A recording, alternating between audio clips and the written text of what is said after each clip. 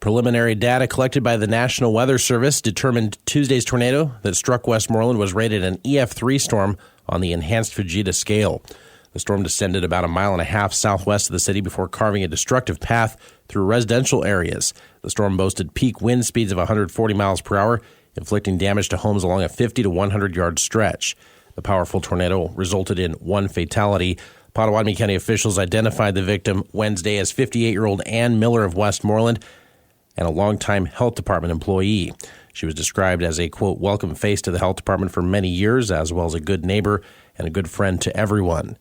Weather officials say that despite the storm's ferocity, it appeared to weaken in intensity as it crossed Highway 99, sparing the eastern side of town from additional damage. Preliminary assessments indicate the tornado's path extended a little over 2.5 miles before dissipating. The cleanup effort in Westmoreland continues. Public Information Officer Becky Ryan said Wednesday that the volunteer response for cleanup has been great. We've got heavy equipment in, truck to haul debris off. The number of people that are out there providing manual labor to help pick up debris is wonderful to see, a small community coming together.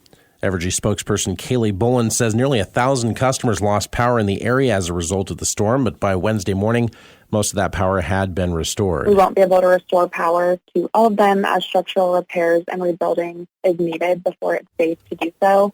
A total of 22 homes were destroyed, 13 damaged but livable. 5 residential outbuildings were also destroyed. 1 commercial building, the Pottawatomie County Recycling Processing Building, and the Buildings and Grounds Office at 407 Campbell also destroyed. A disaster declaration was signed Wednesday afternoon at a special meeting of the County Commission.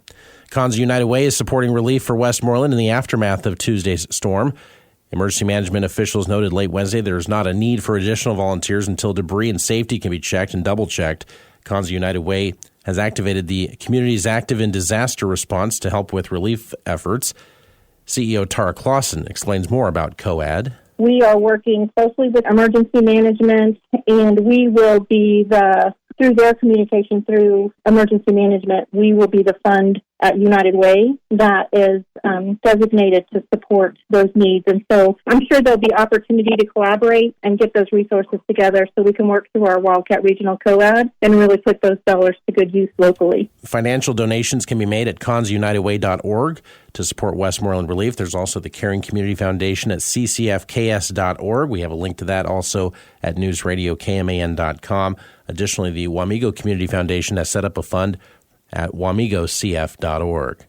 Riley County Police Department Director Brian Peet recently vowed to step up security efforts in Aggieville.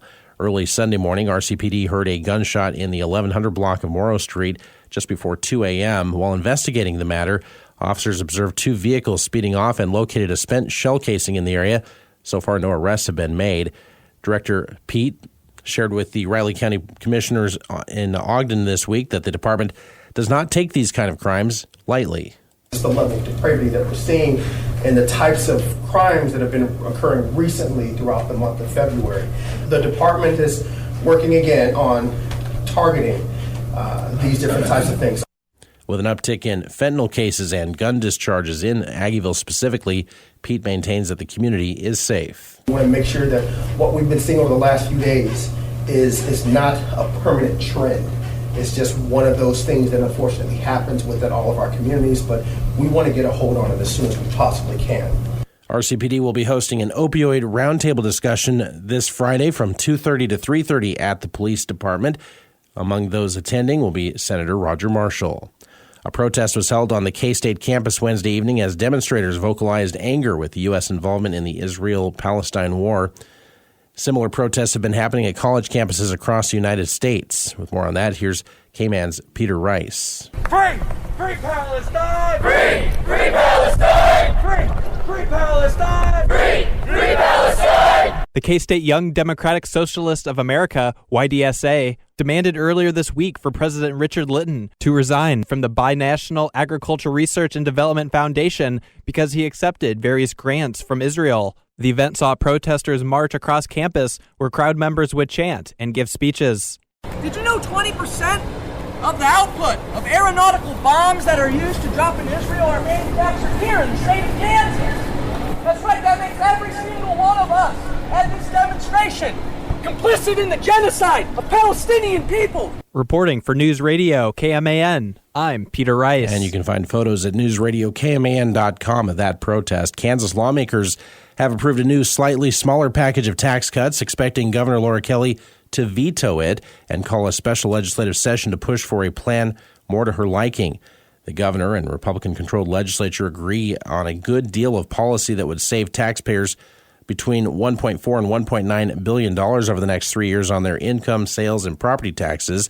Their remaining differences, however, are over how the state's personal income tax is structured and whether the state can avoid future budget shortfalls if the tax cuts are worth much more than $430 million a year as of 2029. Good morning, I'm Troy Coverdale with your sports headlines. Nebraska's Jackson Brockett turned in the program's first 9-inning no-hitter since 1954.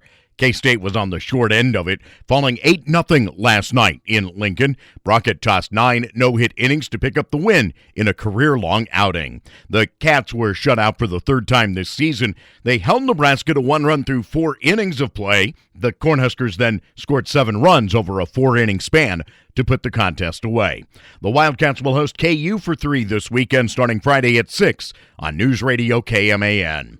Seth Lugo pitched 7 strong to win for the 5th time in 7 starts. Michael Massey hit a 3-run homer. The Royals beat the Blue Jays 6-1 yesterday. Salvador Perez with an RBI single extended his career best streak of reaching base safely to 21 games. He continues to be among the league leaders in RBI. Rock Creek's Brady Schneider has committed to play college basketball at Nebraska Wesleyan. The All-Mid-East League performer for the Mustangs put up 12 points and 11 rebounds in a season-ending loss to Atchison at the state tournament. He also was an All-4A second-teamer as named by Sports in Kansas. Have a great day. I'm Troy Coverdale.